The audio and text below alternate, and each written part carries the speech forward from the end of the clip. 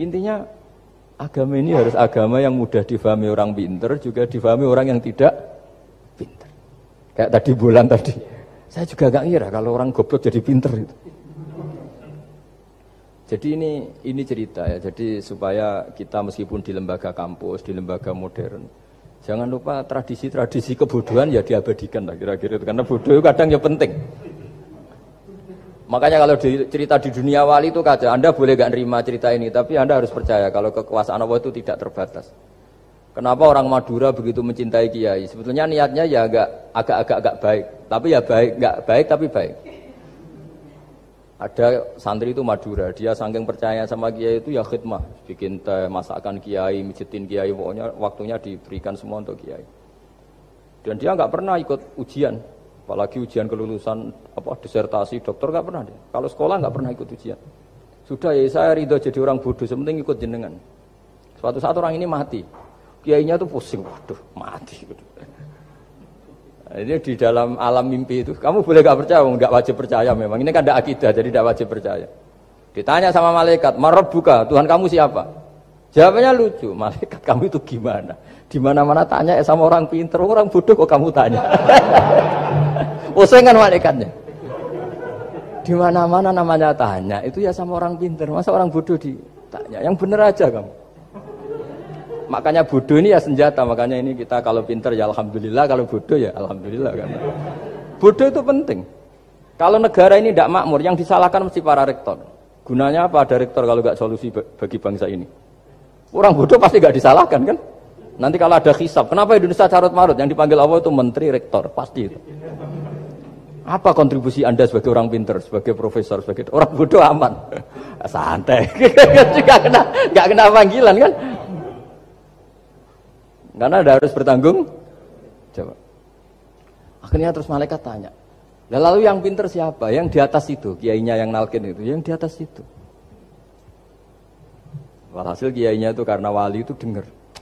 Ya wile cung bodoh kok terus nganti wis mati. bodoh kok kamu bawa sampai mati. Jadi kadang orang bodoh itu ya pinter tadi. Malaikat tuh kamu tuh gimana? Di mana-mana tanya itu ya sama orang pinter. Orang bodoh kok kamu tanya. Ya ribet kan kalau sudah ketemu seperti itu. Nah, Nabi juga sering ngalami dialek sama orang bodoh. Kadang Nabi yang ngalah, kadang logikanya orang bodoh itu lebih gampang. Itu ada orang pencari dop itu semacam kayak biawak ya. Tapi tidak biawak, kayak semacam biawak. Itu ketemu Nabi, kamu tahu kalau saya ini Rasulullah? Tidak tahu ya. Ya kamu harus iman kalau saya ini Rasulullah. Hatta yu'mina laka hadad dop. Ya kalau hewan ini iman sama kamu ya saya iman. Ribet kan ukurannya itu. Waduh, untung Nabi betul. Terus Nabi tanya, Dop, kamu tahu kalau saya Rasulullah? Terus Dopnya saat itu bisa bicara, asyhadu annaka Rasulullah, terus baru iman. Imannya tanya, kenapa kamu iman sama Rasulullah? Hewan aja tahu kalau dia Nabi, apalagi manusia. Sehingga masyhur itu di acara-acara kita kalau wadhabbu wal ghazalah yasyadani laka bir risalah itu wadhabbu wal ghazalah yasyadani laka bir risalah. Sehingga kekeliruan kita, saya sering ngomong di mana-mana, matur di mana-mana. Masyarakat Indonesia mayoritasnya tetap yang enggak pinter. Orang Islam mayoritas yang enggak pinter. Lalu orang enggak pinter ini diabaikan sehingga mereka enggak jadi energi yang luar biasa untuk mengawal Islam atau mengawal Indonesia. Itu keliru menurut saya. Menurut saya orang-orang yang enggak pinter pun itu punya nurani. Zaman kita dijajah Belanda, itu tidak semua orang rektor, tidak semua orang profesor, tidak semua orang kiai, tidak semua orang alim.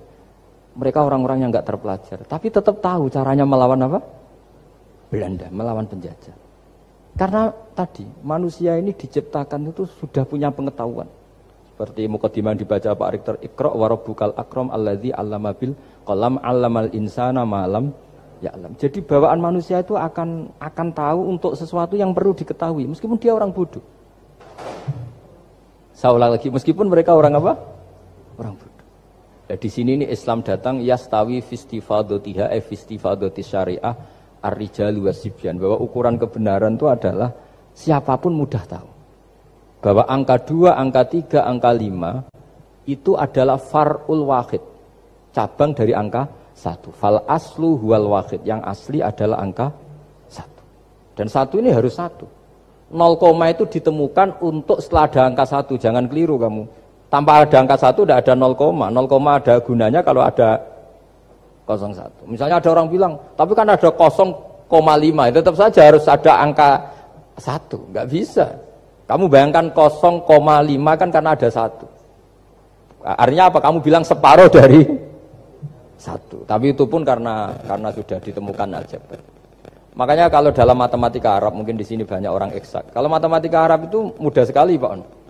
Orang Arab itu nggak mau bilang 2,5. Misalnya zakatnya tijarah itu 2,5. Itu kan kalau kita zaman SD kan garap porogabit. Itu orang Arab nggak mau. Saya pernah cepet-cepetan garap matematika, yang ahli matematika sama saya, itu cepet saya. Karena saya pakai matematika bodoh. Justru itu gampang. Kalau orang Arab cara berpikir gini, kalau bilang 2,5 itu rubu'ul usur. Apa?